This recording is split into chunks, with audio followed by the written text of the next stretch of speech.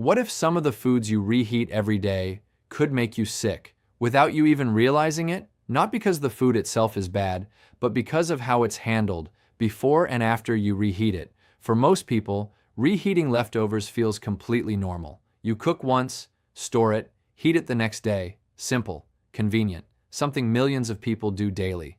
But here's what most people don't realize. Certain foods, when stored or reheated incorrectly, can develop bacteria that are not always destroyed by heat.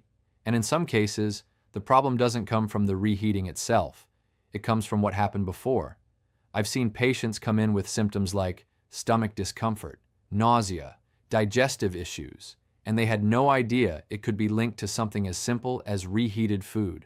My name is Dr. Adrian Keller, and today I'm going to show you 4 common foods that require extra attention when reheated and what you should do differently to avoid unnecessary risk. Because once you understand this, you may start looking at your leftovers very differently. Let's take a closer look. Let's be honest for a moment. Reheating food is part of everyday life. You cook a meal, there are leftovers, and the next day you heat it up again. Sometimes for lunch, sometimes for dinner, and most of the time you don't think twice about it because it feels safe. You cooked it, it was fresh, you stored it, so naturally, reheating it should be fine. And in many cases, it is. But here's what I've seen over and over again. The problem doesn't come from the food itself. It comes from the small details in between. How long it sat out, how it was stored, how evenly it was reheated. Things that seem minor, but can make a real difference. I've had patients tell me, I ate the same thing yesterday, and I was fine. But the conditions weren't the same, and that's the key.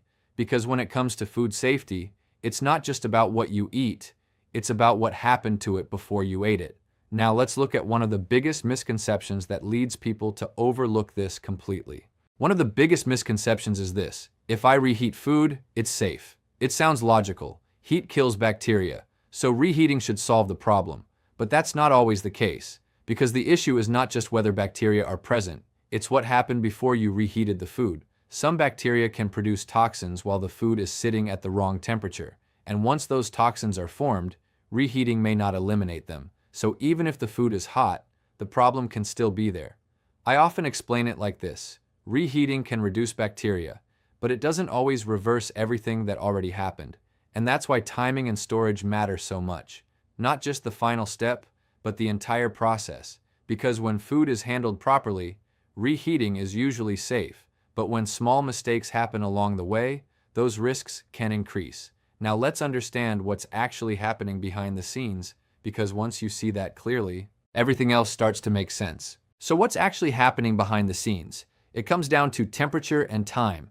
Bacteria grow best in what we call the danger zone, between about 5 degrees C and 60 degrees C, roughly 40 degrees to 140 degrees C. When food sits in that range, bacteria can multiply quickly, sometimes in a matter of hours. Now, cooking food properly usually kills most harmful bacteria, but if that food is then left out or cooled too slowly, bacteria can grow again. And in some cases, they produce toxins as they multiply.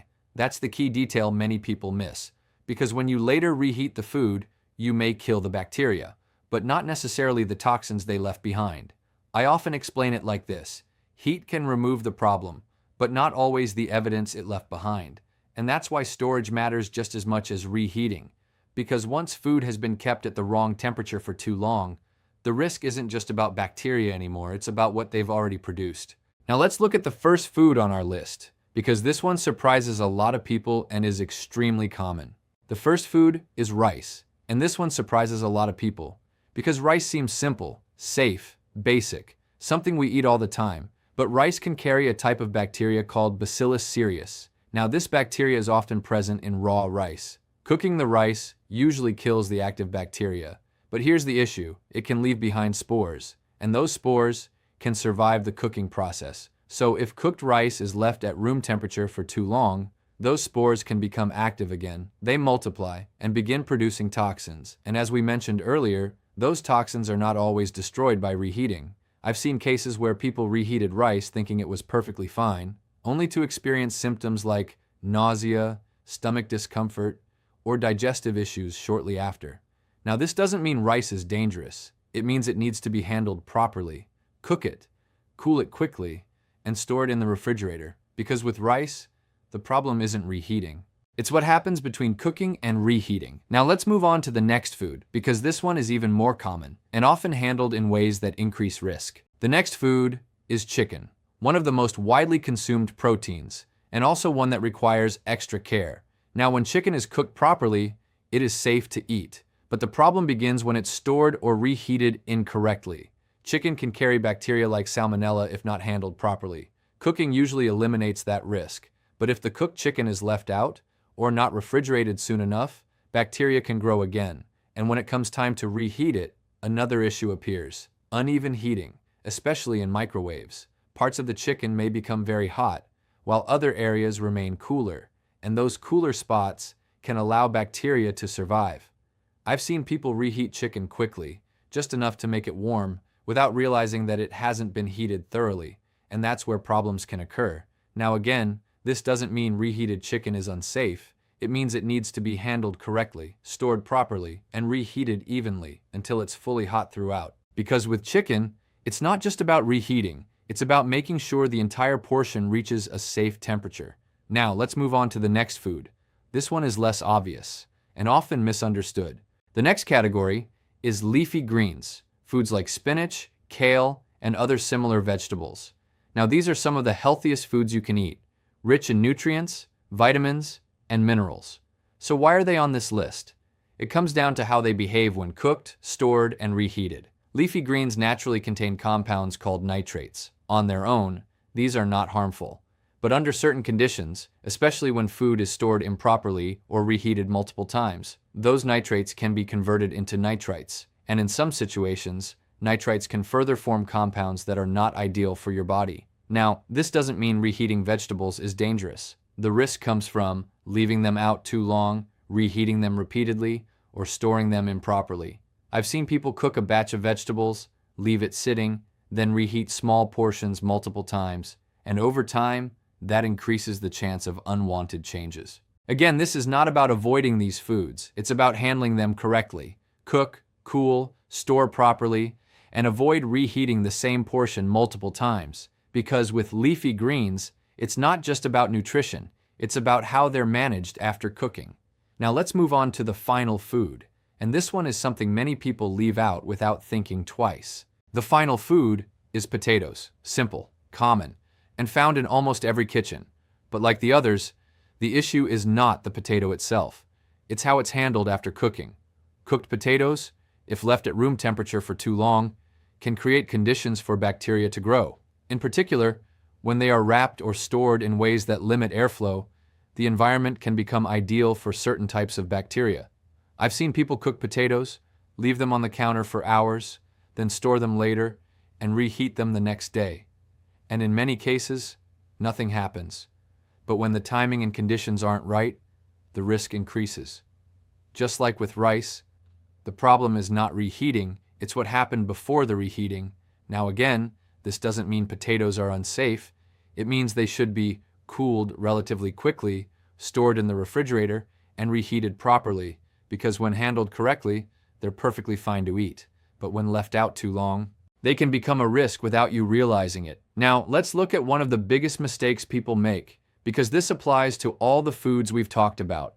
Now, here's the mistake that ties all of this together. It's not a specific food, it's a habit, leaving food out for too long and reheating it multiple times. This is something many people do without even thinking about it. You cook, you leave it on the stove, you come back later, then maybe put it in the fridge, or you take it out, reheat part of it, put it back, and repeat that process again later. It feels normal, but each time that happens, the risk increases. Because every time food moves in and out of that danger zone we talked about, bacteria have another opportunity to grow, and each reheating cycle may not fully eliminate what has developed. I've seen people treat leftovers like they can be reheated indefinitely, but food safety doesn't work that way. I often explain it like this: food has a timeline, and the more you stretch it, the more careful you need to be. So instead of focusing only on reheating, you need to think about the entire process, from cooking to cooling, to storage to reheating, because that full sequence is what determines whether something is safe. Now, here's something that might surprise you, because the tool most people blame is not actually the problem. Here's something that surprises a lot of people: The microwave is not the problem. In fact, it's one of the most convenient ways to reheat food safely when used correctly. But here's where confusion happens. People assume that because the food feels warm, it's fully reheated, and that's not always true. Microwaves can heat food unevenly. One part may be very hot, while another part remains cooler, and those cooler areas can allow bacteria to survive. I've seen people take food out of the microwave, touch the surface, feel that it's warm, and assume it's ready to eat. But inside, it may not have reached a safe temperature. So again, the issue is not the tool, it's how it's used. Stirring food, allowing it to heat evenly, making sure it's hot throughout. These small steps make a big difference, because when reheating is done properly, it's generally safe. But when it's rushed or uneven, that's where problems can occur. Now let's talk about what you should actually do, because this is where everything becomes practical. So what should you do differently? The good news is, this doesn't require complicated changes, just better habits. The first is to cool food properly. After cooking, don't leave it sitting out for hours. Let it cool briefly, then place it in the refrigerator. The second is to store it correctly. Keep food refrigerated at a safe temperature and avoid leaving it out repeatedly. The third is to reheat thoroughly, not just warm, but hot all the way through. Stir it, check it, make sure there are no cold spots. The fourth is to avoid multiple reheating cycles. Instead of reheating the entire portion repeatedly, only heat what you plan to eat. And finally, be aware of timing. Leftovers are not meant to last forever. The longer food is stored, the more cautious you should be. I often tell my patients, food safety is not about fear, it's about awareness. Because when you understand how these small steps work, you can enjoy your meals without unnecessary risk. Now, let's bring everything together, because this final perspective is what really matters. So let's bring this together.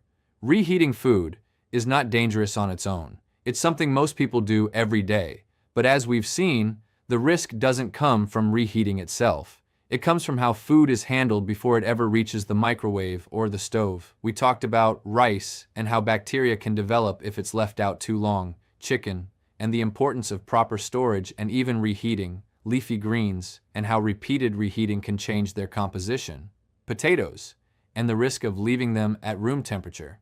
And most importantly, we talked about the habits that connect all of this, leaving food out, reheating it multiple times, and assuming that heat alone solves everything. Because in reality, food safety is about the entire process, from cooking, to cooling, to storage, to reheating, not just one step. The good news is, this is easy to manage. With a few simple adjustments, you can significantly reduce the risk and still enjoy your meals the way you always have. If this video helped you, share it with someone who might benefit from it. And if you want more clear, practical insights like this, focused on everyday habits that affect your health, make sure to subscribe. I'm Dr. Adrian Keller. Stay aware, stay consistent, and take care of your health. I'll see you in the next video.